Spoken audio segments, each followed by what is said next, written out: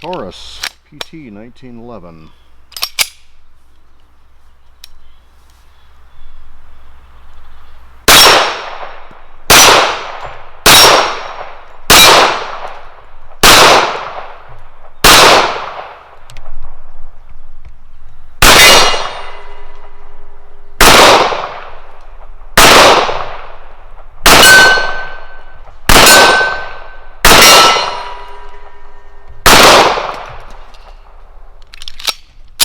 Let's see how this does at 50 yards.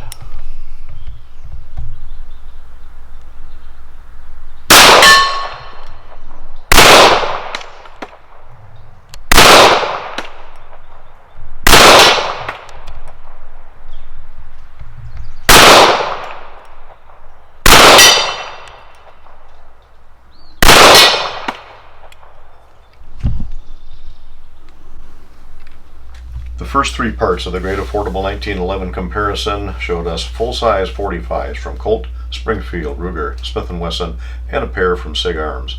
Those 1911s were priced between $700 and $1,000. To round out the full-size 45 part of the series, Riders Range is going to look at a couple of bargain basement 45s, each available for the price of your run-of-the-mill polymer frame striker-fired pistol. And this time we will pick a winner. I want to thank Ann Arbor Arms for their support of Riders Range. Ann Arbor Arms is a 5-star range and training facility with a retail and online store that can be found at AnnArborArms.com. The Taurus PT1911 and the Norinco 1911A1. Actually, it's, according to their literature, it's the model of the 1911A1. The Taurus has been made in Brazil since, I believe they started the 1911s right around 2005, and it is a Series 80 style gun. The Norinco is actually the China North Industries Group Corporation Limited, and these were imported until about 1993 when the United States government put a ban on importing the Norinco 1911. However, it's my understanding that these guns are still available in Canada. There are reports that the Norinco has really hard steel, and it's extremely high quality forged steel for the slide and the frame. And I understand that it's from reading about these, that it's a good platform for custom builds. Now the specs of the Norinco are supposedly true to 1911, so the parts should be interchangeable with other 1911s. Fortunately, the Norincos don't have any firing pin block system, Series 80 or otherwise. So it's a fairly simple, straightforward, and again, relatively accurate copy of the 1911A1. The Taurus, this particular one's a few years old. You can tell that by all the billboard writing on the side of the slide, advertising that it's a PT 1911 or advertising that it is a Taurus. The newer ones just have much subtler markings on it. All of the Taurus pistols currently in the catalog seem to come with ambidextrous safeties. Nice feature on this if you are left-handed or if you just like ambidextrous safeties. And the safety has a fairly positive detent on it, although it's not the plunger's not as strong as I would like. I'd like it a little bit tighter than that. Now both of these guns have forged steel slide and frames. The Norinco has a phosphate finish on the slide and a blue frame. I don't know what the finish is on the Taurus. It's not holding up as good as some of the others. You can see some scratches on this gun, although I did buy it used, but I don't believe it has been abused. One other issue about the Taurus, of course, is that differentiates it from the Norinco or many others is the full-length guide rod. That may be a turn-off for some. I haven't had any functioning problems with the full-length guide rod in this or any other 1911 that I have. The Taurus does have some very aggressive cocking serrations forward and rear. They're not really closely spaced, but they are aggressive. Get a hold of those and you're definitely not going to slip on those. Taurus also has checkered front strap and checkered mainspring housing. The checkering on this is fairly fine line though, and it doesn't really provide a great deal of grip. The Norinco, on the other hand, again, is your basic 1911, except for the sights. We'll talk about those in a minute. It has your 1911A1 rounded style mainspring housing, and it's got lines on it, not checkering. I haven't had any issues with grip on it. Oh, there's also no checkering on the front strap on this one, again true to the 1911 A1 style. The Taurus ships with an 8-round mag. The Norinco ships with a 7-round, but both will take the modern 8-round magazines. The magazine release on the Taurus is very slightly extended. I get a good positive grip on that. It is checkered too, which is a nice feature on it. The magazine release on the Norinco doesn't stick out as far, although it is also checkered, and it's been positive so far. I haven't had any issues with it.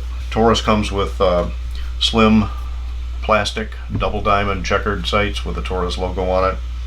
The Norinco has thicker plastic grips, although of course they're not the double diamond, they're just fairly inexpensive plastic grips, but aftermarket grips will fit on these. They have the standard hole spacing, so easy to find grips, and actually if I were going to carry either one of these or shoot a lot out of either one of these, I would change the grips. The Taurus does have Novak 3-dot sights on it, and it comes with 3-dot sights. This particular one, however, has a straight 8 sight, and I really like the straight 8 as opposed to the 3-dot, but again, that's just personal preference. The Norinco, on the other hand, has 1911 A1 sights profile-wise. They're very thin in the back, and you can see the front sight is very low and very thin, although not true to the 1911 A1 style is these are 3-dot sights. Taurus, of course, has the 3-hole trigger, and this particular trigger, there is a lot of take up and vertical play. By the way, these guns have been safety inspected and they are empty. There's quite a bit of vertical play in this trigger, as well as a lot of take up. However, it does have a very clean, crisp brake. Comes in at about 3.5 pounds, and there is no over travel. This particular gun, however, does have an over travel stop on it. So a little bit of take up, hardly any creep, and a very, very crisp, clean brake. Nice short reset, and again a clean, crisp brake. Very nice trigger on that Taurus, particularly with the price range. Norinco has the 1911 A1 style short trigger, and again, this gun has been safety inspected. Again, there's some vertical movement in the trigger. There's a fair amount of take up on it, and it is long, it's gritty, and there is some over travel, and there, of course, there's no over travel stop on it. This trigger breaks at a very consistent 5.5 pounds. No matter how I weigh it, how often I weigh it, it's still 5.5 pounds. But certainly not my favorite trigger. Now, what about weight? Weight's always a concern, and full-size guns are not going to be lightweights. The Taurus, weighing with a 7 rounds of the magazine and 1 round of the chamber, comes in at 46.4 ounces. Put an 8-round magazine in it that's full, plus 1 for the chamber, you got 47.3. The Norinco with a standard 7-round magazine plus 1 for the chamber is 45.5 ounces. With a full 8-round magazine, it's 46.1 ounces. So the guns are relatively comparable weight-wise, with a slight weight savings on the Norinco. So how do these guns shoot? I'll let the video and the targets and the shooting at the plates speak for itself. Taurus PT1911.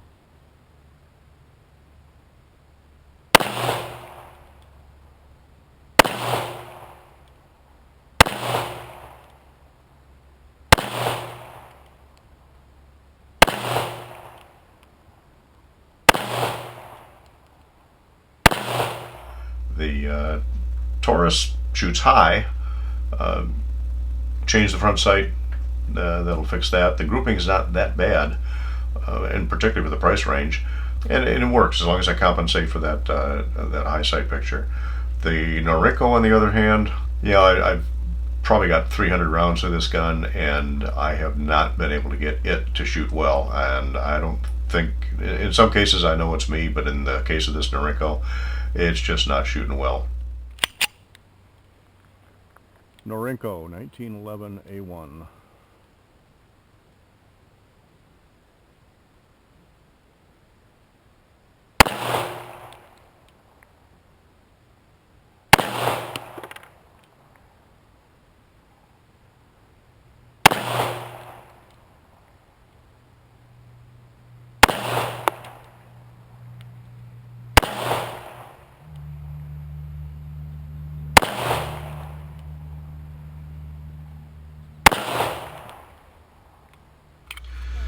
Price, and I said these are bargain basement, and they are. The Taurus currently has a manufacturer's suggested retail price of $634 for the basic black model.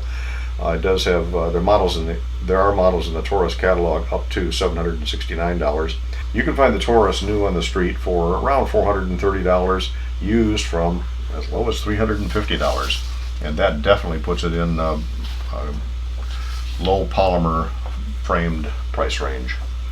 The Norinco, as I said, was no longer imported. I did find 14 of these on Gunbroker from a low of $450 to, hang on to your hats folks, $1,800. That $1,800 is for one in extremely good shape. What about pros and cons? Taurus, as you can see by the shooting, particularly at 15 yards, this is an accurate gun, although it does shoot high. If this were going to be my primary gun, I would replace that front sight to bring that sight picture down a little bit. So it's accurate. It has Novak sights, an ambidextrous safety, a trigger over travel stop, a good light trigger brake. It has the checkering front and back, and it appears to have a forged frame, not cast. Certainly the price is also good on the Taurus. Cons to some, the fact that it's not American made may be a negative. The billboard on the slide on both sides of the older models, certainly not attractive, although again the newer ones don't have that. And to some, the full-length guide rod might be a turnoff. How about the Norinco though? Pros: good steel, forged slide and frame, and again, it's a good platform for a custom as I understand it. Negatives though, just about everything. The accuracy is far from acceptable for me. The sights are not what I would want to have. The trigger, gritty and 5.5 pounds, certainly not a good one for me. No checkering on the front of the grip. The small GI type thumb safety, and the fact that it's a Chinese import. So it's pretty obvious there is a winner here, and that winner is going to be the Taurus. The value, particularly the features for what you pay for this, and the build quality of that Taurus is as good as anything we've reviewed so far. I'm very happy with this Taurus. I wouldn't have any objection to having this as a primary gun for that price range. And this shows you can get a decent 1911 for the price of a polymer frame striker fired pistol. Riders Range is going to continue the great affordable 1911 series. Next up is going to be the 9mm full size. We're going to start out, to find out what we're going to start out with, go to ridersrange.com and look at the playlist for the next videos coming up and what's going to be compared. If you like these videos, we certainly appreciate a thumbs up. If you want to know what's coming up, if you want to be notified of upcoming Riders Range videos, make sure you subscribe, make sure that you hit the notification bell, and I want to thank you for visiting Riders Range. Norinco 1911 A1. I don't hold out a whole lot of hope for this because it doesn't group worth beans.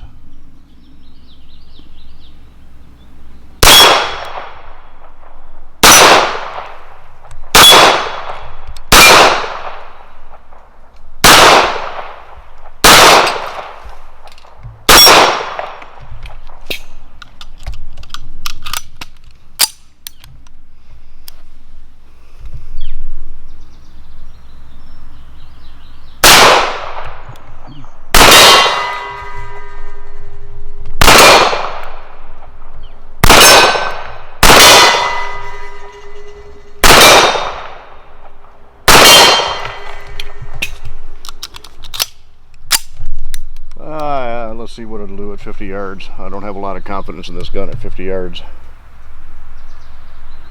Yeah,